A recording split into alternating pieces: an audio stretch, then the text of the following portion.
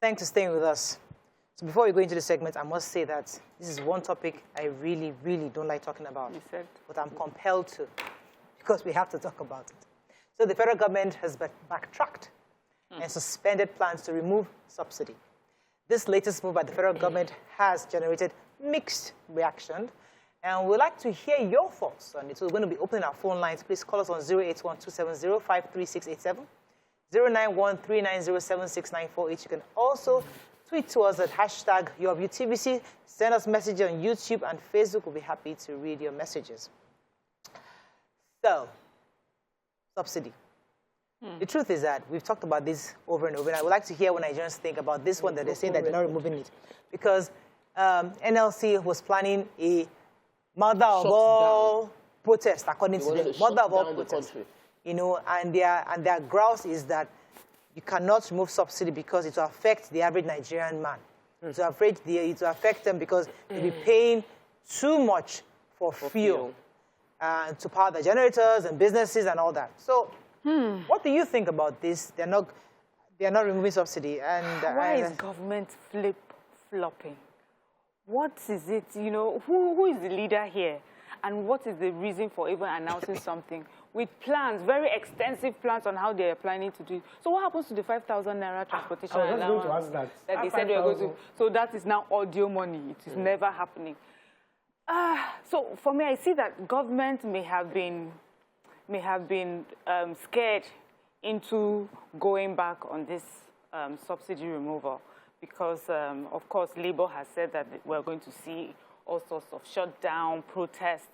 And I guess also maybe, you know, government needs to position itself. This particular administration has come under a lot of criticism concerning security. So I guess they want to have one thing that they would say the Nigerian people, you know, that appeases the Nigerian people in one way. But I thought we were going somewhere. We already understood, many Nigerians already understood that this was going to be a very tough decision to make, but the future is going to be bright if we follow this, because we cannot afford anymore as a country to pay for subsidy.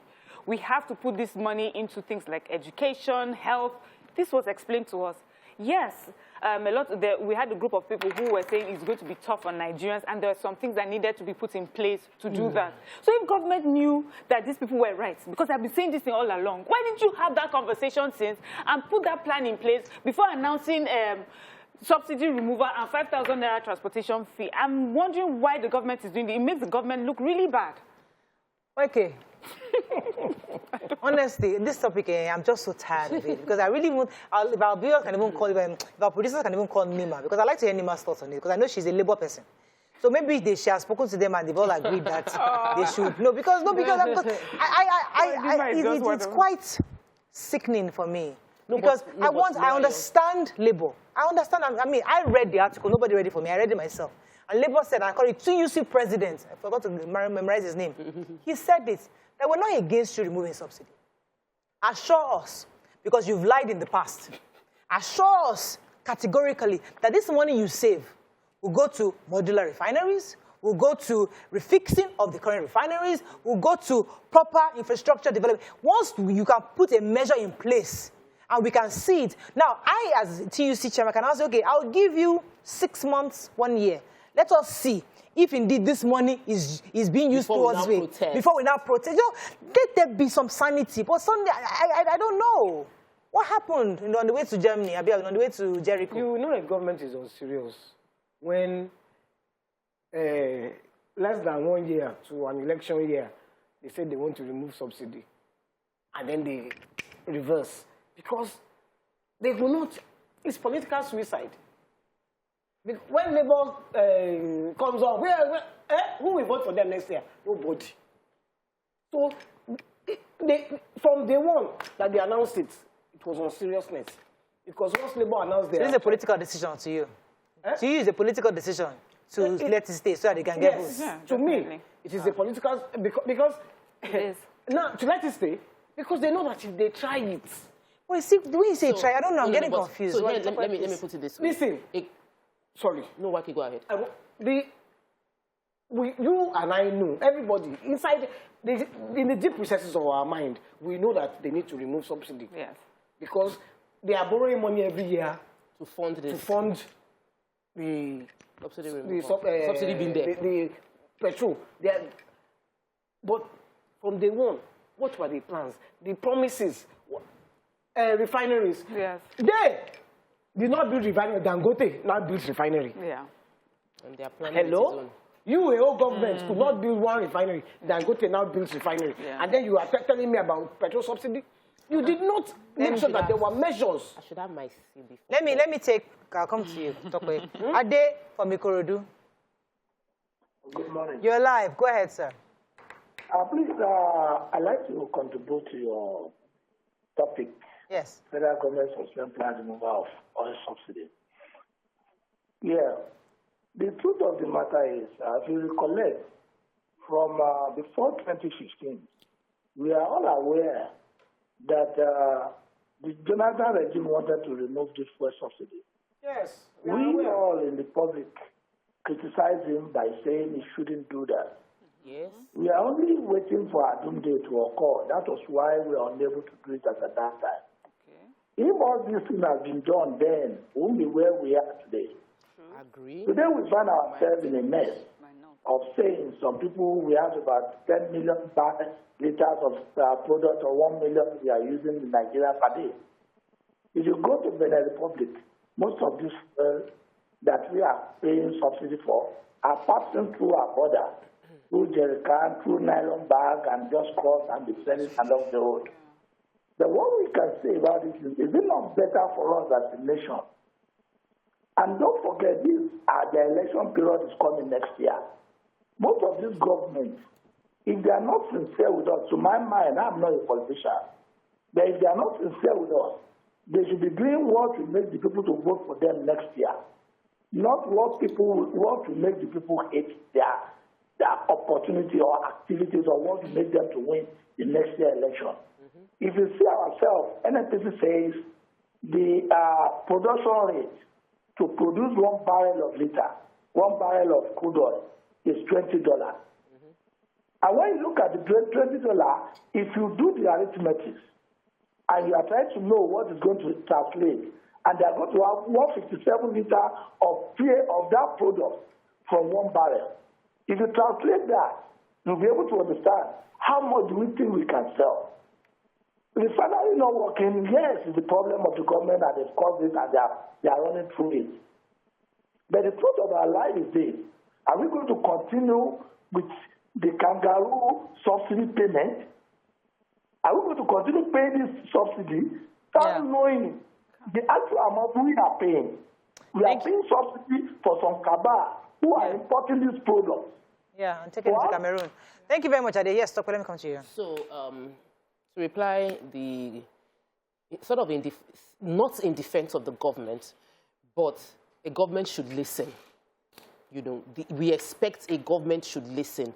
You might plan this huge policy revamp, and the people are telling you, "Kole work." A good government should listen. However, if your listening does not come with a comprehensive plan, the people can say, "We want to kill ourselves." My children can be crying of 10 and say they want to drive a car. They want to drive this car, and they say, "We will shut down this house if you don't let us drive the car." But I, as a parent, know that if they drive, they will die. The entire family will die. So I will listen to them and say, "Okay, this is what we're going to do." Then we create a plan. In the next 8 years, you will be 18. Or in the next 5 years, you'll be 15. You will start driving lessons. So that they will understand I have a blueprint of how I can integrate them into driving. But I must listen to them. So the government owes to listen to us for saying, for the NLC, in this case, don't remove subsidy. But the government should have an overriding interest of the nation at heart to create a blueprint of how they would ensure this entire stage is seamless. During Jonathan's time, during Jonathan's time, I was against subsidy removal, and even though I understood it then, but I felt that you cannot say because you cannot control the cabal that is stealing our fuel, that we should pay for this, your inability to do your job. I still hold that same sentiment that the government have been unable to control, there's a cabal in this thing. There is corruption. You cannot solve corruption. You want to put the price of corruption on us. Okay, but don't just say we're removing subsidy. Deregulate. full deregulation. What we have been hearing since is subsidy removal, which is that they would remove subsidy and still put a price cap. That's not subsidy. That's not deregulation. No. That's not full. Yes. So over time there will still be some subsidy entering. We've heard this thing over and over again. Okay, let me take this call. Yes. Good morning. Are you there? Deregulate it. Free fall. Hello. Are you there? You will find this balance. Mike, you're live. Go ahead, please. Hey, thank you. Removal of subsidy now is not right. Hello? We can hear you very clearly. Please go ahead. Okay. What I suggest, it should be privatized. If it cannot be privatized, they should stop voting money. They should stop voting money for maintenance.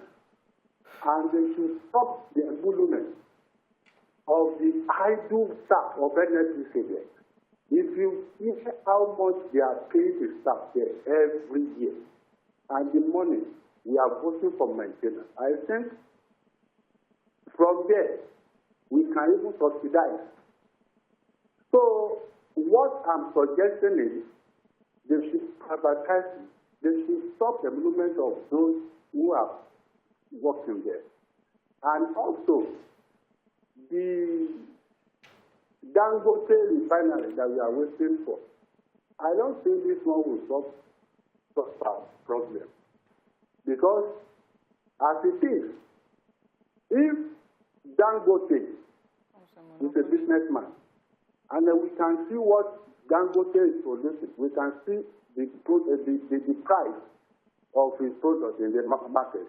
And if that refinery is supplied according to the crude oil standard. Hello? Oh. Okay, I lost that call. Sorry, Mr. Mike, and I was listening to him. You know, sometimes I wonder who is Labour working for? Like, who exactly, in whose interest is Labour speaking at times when I think? Because interest of Nigeria. Oh, wow, interest of Nigeria. Because I always feel like this thing called fear is a major issue for us. So we are scared that the state governments will take advantage of police. So the issue of state policing is a major problem. We're going back and forth. Should we do state police or keep federal police? Back and forth. Fear that Nigerians will become poor if we remove subsidy. They can't afford it. So no, the poor man, this is fear. Is it fear? Wait, why don't you remove it first? Why don't you do state police first? Let the governors even take advantage. Let us even see the governors take advantage of the police. Let us see them not unable to pay their police officers because you ask for state police. Let them have state police first. Let us then see a state saying, I can't afford my police, so what can we do? And then maybe do regional. You know, then let us begin to modify. But the point is that in the interest of the greater good, you must be able to overcome that first. Morayo, I view. Don't take a wrong decision, or don't take a decision based on, like Tokma is saying, if she gives her 10-year-old her car to drive. So if you start state police and what happens is a full-blown war, what do you do? Mikey, remove state police. Do state police first. We have been with this option of federal police has not solved our problem. So if we have another option, why don't we exploit? But because the issue of we don't want to, we're thinking about the permutations and combinations with that because we don't want to do it. But do it first. Agree with state police. I don't agree with personally. I don't agree with state police because I think that the police that you have not funded them. They don't have money. They are wearing slippers up and down. But they want to bring state police. Which kind of state police? I beg. First do the police first. I be police. Let's even know that they have police. They are security. So I come to you, Mariam. So you that have not been able to fund for federal police because obviously you are from the source. Each of the states, for example, are getting what they call a security fund, for example. Maybe now that we have a state police, I can now adequately ensure that every security fund I get to is going to state policing to equip them to make sure that they're okay. The point I'm trying to make is that let us exploit first. This subsidy, remove it first. Let us even see what happens. So I don't think that it's coming from a place of... I don't think the organized labor is coming from a place of fear. It's coming from a place of precedents that had been set in the past. It's coming from a place of mistrust. And that is what they're saying. So the conversation that I feel should be on the table, and I think that's what has been on the table, if you're going to take out subsidy, just taking it out as it is right now will bring such hardship for Nigerians. Make sure you have refineries working. Make sure that you have, you know, you need to do the tough job first before you take that out. So that's where you're coming from. So if you have not done all those things, how am I to trust you that this time around you will do it right? If we were to use your story, you know, your analogy, where your children are saying, we must drive this car, and you say, no, we'll sit down. When you're 18, when you're 15, you start driving lessons. What if you had lied to them and said, when you're 12, you start driving lessons? And they say, we are 12 now. We did not start these driving lessons. You said we're going to start driving. Now we're 12. We are saying we should trust you again. Why would we trust? So that is where we are. So government needs to make a move. That's what you're right. Not exactly what TUC had said, which I aligned with. This was last week where I read in papers myself. I said, TUC said this. Oh, fantastic. They're now making sense because it's reasonable. We don't trust you. You've lied to us in the past. So show us. But where you just say reverse and don't remove it totally, I'm thinking, okay, what's the plan? So, Mariah, I worry that this government has a problem with making a decision. Yes. This current administration, right from the first time, is a very indecisive government. We say we will do when we Can I pause you for a second? Let me just take Yakub. He's been holding for a while. Yakub, are you there? Yeah, Mariah, I'm there. Good morning. Good morning, you're live. Mariah, you see, I totally agree with Miriam. And then since 1999, during the President Obasanjo era, when we started bought petroleum price rate of 11 naira per liter, the Nigerian government since that time has not been sincere to Nigerian citizens. Why? Every time they want to increase the pump price, they will tell us one story and the other, that they want to use that money to do the refinery and all that. Even this dispensation says something like that again. When they are increase the pump price to 63 naira, then they will tell us that they want to make sure the Nigerian refinery, well, yes, this is a government that I personally support.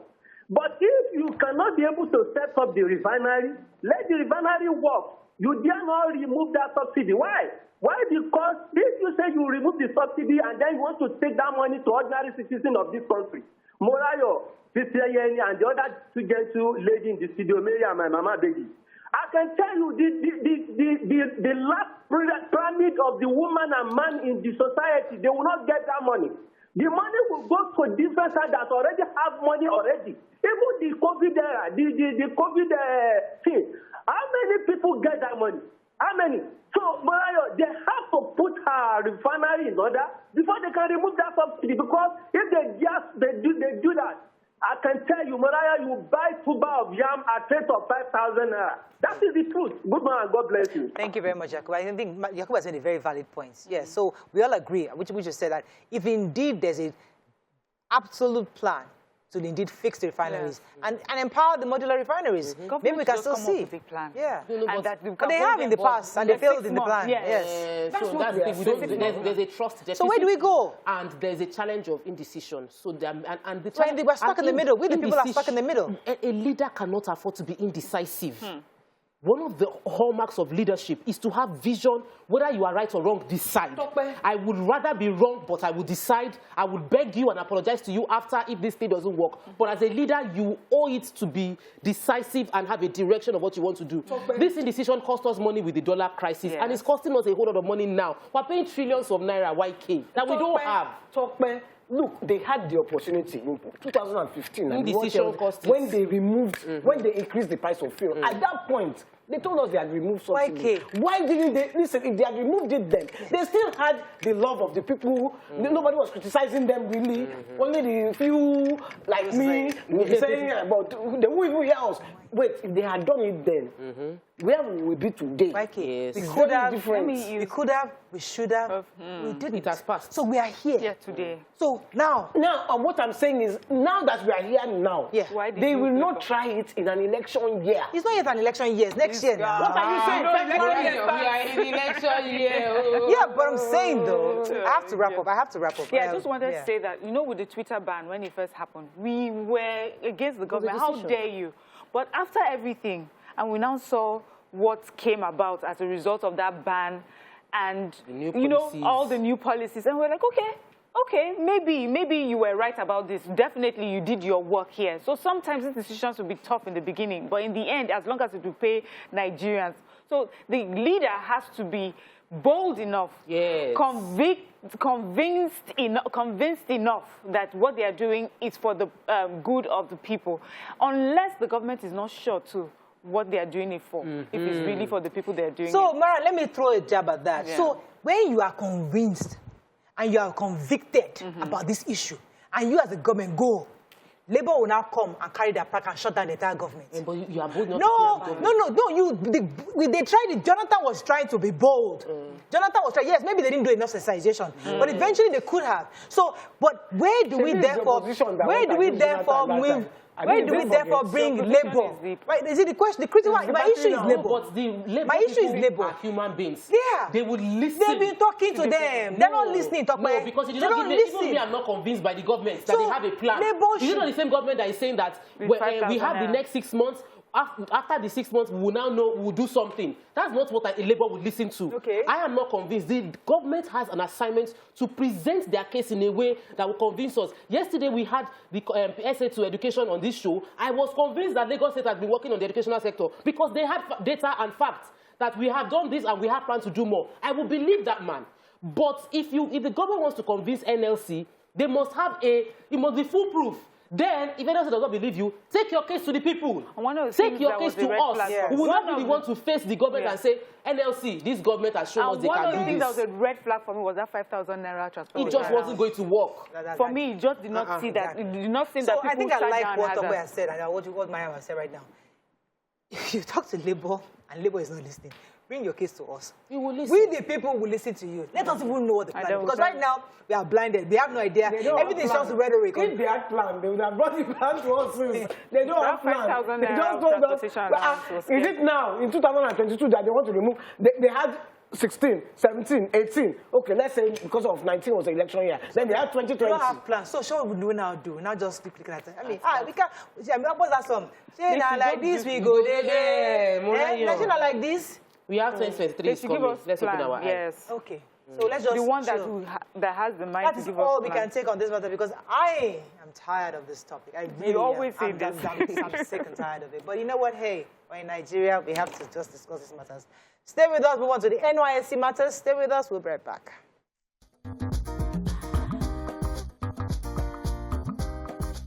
Stay tuned. Your View will be right back.